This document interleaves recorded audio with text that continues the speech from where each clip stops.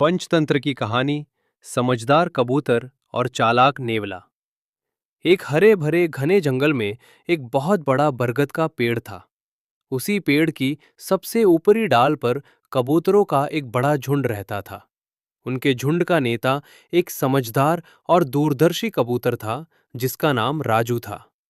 वो सभी कबूतरों का ध्यान रखता था और हमेशा सिखाता था कि मिलजुल कर रहना और समझदारी से फैसले लेना ही असली ताकत है। उसी बरगद के पेड़ की जड़ के पास एक छोटा सा बिल था जिसमें एक चालाक और लालची नेवला रहता था। वो हमेशा मौके की तलाश में रहता कि किसी तरह कबूतरों में से एक दो को पकड़कर अपना पेट भर ले। लेकिन कबूतरों का झुंड इतना सतर्क था कि उसका हर प्रयास असफल हो जाता था। एक दिन नेवले ने सोचा कि सीधे हमला करने से कबूतर उड़ जाएंगे, क्यों ना कोई चालाकी की जाए। वो कई दिनों तक पेड़ के नीचे छुपकर कबूतरों की बातें सुनता रहा, खासकर नेता राजू की आवाज और बोलने का अंदाज। उसने धीरे धीरे राजू की आवाज की हू भू नकल करना सीख लिया। फिर एक सुबह जब कबूतर उड़ने की तैयारी कर रहे थे, नेवला पेड़ के पीछे छिपकर बोला, दोस्तों, नीचे बहुत सारे दाने गिरे हैं, जल्दी से नीचे आ जाओ।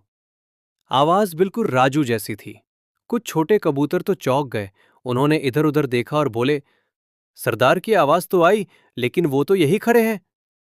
राजू तुरंत समझ गया कि ये जरूर कोई धोखा है। उसने नीचे झांक कर देखा तो पेड़ के तने के पीछे नेवले की पूंछ हल्की सी दिख रही थी। राजू बोला, दोस्तों, किसी आवाज पर आंख बंद करके विश्वास नहीं करना चाहिए। पहले सोचो, समझो, फिर कदम बढ़ाओ। नेवला अपनी पहली चाल असफल होते देख चिढ़कर वापस अपने बिल में गया, लेकिन वो मानने वालों में से नहीं था। उसने दूसरी चाल चली। रात में वो थोड़ा सा दाना और चमकदार बर्तन लेकर पेड़ के नीचे रख आया।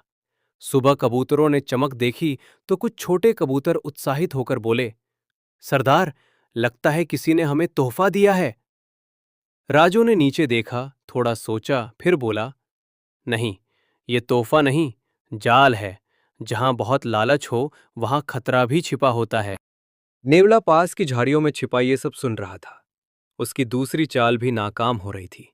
गुस्से में वो अचानक बाहर कूद आया और बोला, तुम हर बार कैसे बच जाते हो? राजू मुस्कुराया, क्योंकि समझदारी, होशियारी और एकता, ये तीनों मिलकर हर जाल को तोड़ देते हैं। राजू के इशारे पर सभी कबूतर एक साथ ऊंची आवाज में बोले, जो जितनी चाल चलेगा हम उतने ही समझदार बनेंगे। नेवला शर्मिंदा होकर वापस चला गया। जंगल के बाकी जानवर भी ये देखकर हैरान थे कि छोटे छोटे कबूतरों ने अपनी समझदारी से एक चालाक दुश्मन को कैसे पराजित कर दिया। उस दिन के बाद जंगल में ये बात फैल गई कि अगर दिमाग शांत हो और साथियों में एकता हो तो कोई भी चालाक दुश्मन तुम्हें नुकसान नहीं पहुंचा सकता। कबूतरों ने इस सीख को दिल में बसा लिया और हमेशा राजू की सलाह के अनुसार सावधानी से जीवन बिताने लगे।